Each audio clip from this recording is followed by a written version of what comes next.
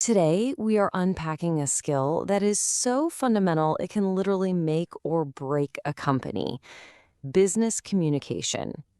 It's not just about firing off emails or sitting through meetings. It is the absolute lifeblood of any organization. And when it goes wrong, well, the consequences can be seriously catastrophic. So here's what we're going to cover. First, we'll get really clear on what effective communication actually means. Then, we're going to dive into the three main methods businesses use. We'll look at who the message is for. Is it for the team or the outside world? We'll figure out how to pick the right tool for the job. And finally, we'll talk about the common roadblocks that can trip all of us up. I mean, of course, right? We've all been there. You say one thing, but the other person hears something totally different, and all of a sudden, you've got a problem on your hands. That exact feeling, that's at the very heart of why this stuff is so incredibly important in the business world.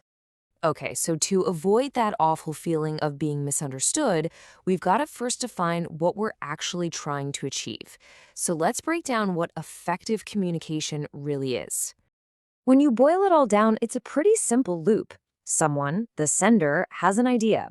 They package that idea up into a message and send it over to a receiver.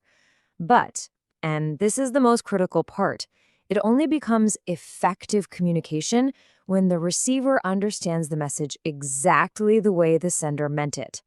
If that shared understanding isn't perfect, everything else is basically just static. So how do we actually send these messages? Well, in business, it pretty much comes down to three core methods. You can think of these as the essential tools in your communication toolbox. First up, the one we use all the time: verbal communication. This is everything from a quick chat in the hallway to a big formal meeting or a simple phone call. It's all about using the spoken word.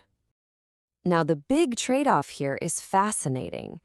On one hand, the biggest advantage is speed. It's fast, you get instant feedback, it's cheap, it's easy. But the flip side is a huge drawback. There is no permanent record. So your manager could casually ask you to book a flight and then later have no memory of it. Since there's no written proof, there's no legal validity. It all comes down to trust and memory. All right, next up, we have written communication. This is the whole world of emails, official reports, formal letters, you name it. If you can write it down and save it, it falls into this category. And what's so interesting here is that this is almost the complete opposite of verbal. The killer feature? That permanent record. It's your proof. It can be a legal document. It's fantastic for sending out complex information. But the downside is just as big. You get zero immediate feedback, you lose all the important cues from body language, and let's be honest, a super dense, jargon-filled report, it can be so easy to misinterpret. And our third and final method is visual communication. We're talking about things like charts and graphs that make data easy to understand, logos that define a brand, and videos that can explain just about anything. And you just can't deny the power of visuals. I mean, think about it. A quick 2-minute explainer video is almost always going to be clearer than a 20-page manual, right? Visuals grab our attention and they make complicated ideas simple. The catch? Well, they can be really expensive and take a long time to create. And it's usually a one-way street. There's no easy way for your audience to jump in and ask a question. Okay, so we've got our methods. The next obvious question is, who are we actually talking to? Because it's not just how you say something that matters, but who you're saying it to. And this brings us to the two big arenas for communication in any business. The difference seems simple, but the consequences are massive. Internal communication is basically the company talking to itself. A director sending a memo or you talking to a colleague. External communication is the company's voice to the entire world. Everything from a TV ad to a customer service call or placing an order with the supplier. The rules for each are completely different. And this is where it gets serious. When communication breaks down inside the company, the results are immediate. People get confused, they don't know what they're supposed to be doing, motivation just tanks, and you end up wasting time and money on the wrong things. It's a recipe for chaos and inefficiency. And the stakes are just as high when you're talking to the outside world.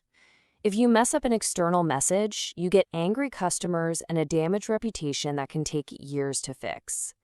It means sending the wrong info to a supplier, causing huge delays.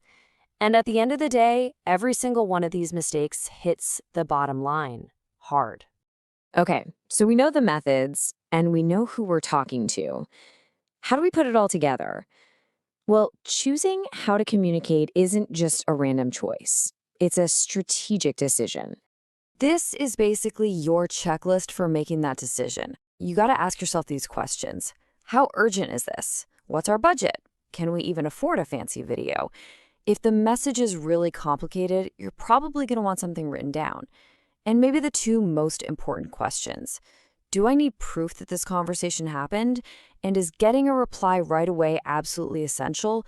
Walking through these steps helps you pick the right tool for the job every single time.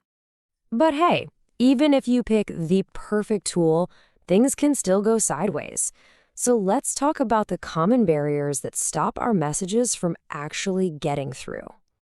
It's such a frustrating feeling, isn't it?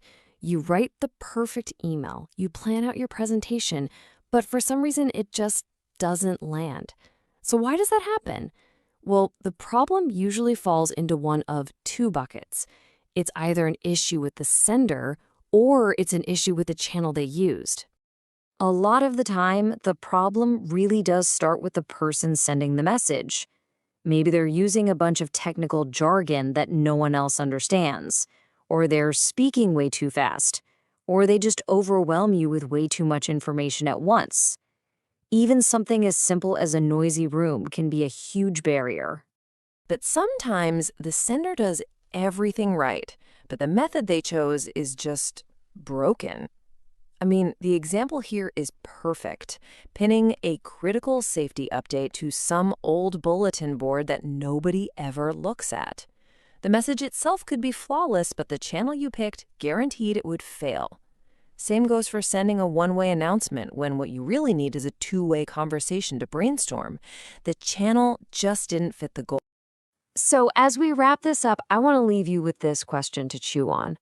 In our world today, with constant emails, Slack messages, social media, which one of these failures do you think is the absolute costliest?